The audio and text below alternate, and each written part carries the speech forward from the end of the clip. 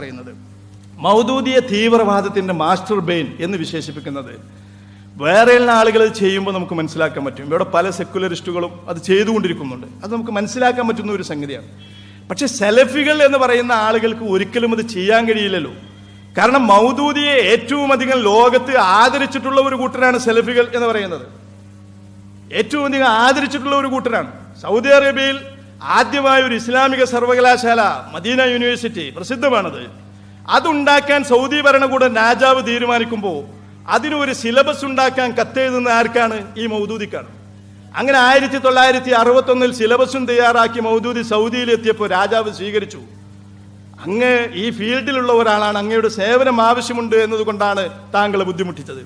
ആ മൗദൂദി സിലബസ് നൽകിയ മദീന യൂണിവേഴ്സിറ്റിയുടെ റെക്ടറായിരുന്നു ഷെയ്ഖ് ഇബ്നു ബാസ്. അതിലാണ് അബ്ദുറഹ്മാൻ അബ്ദുൽ ഖാലിക്കും മദ്ഖലിയും അതുപോലുള്ള പല സലഫി നേതാക്കളും പഠിച്ചത്. ആരാ അതിന്റെ സിലബസ് ഉണ്ടാക്കിയത്? ഈ മൗദൂദിയാണ്.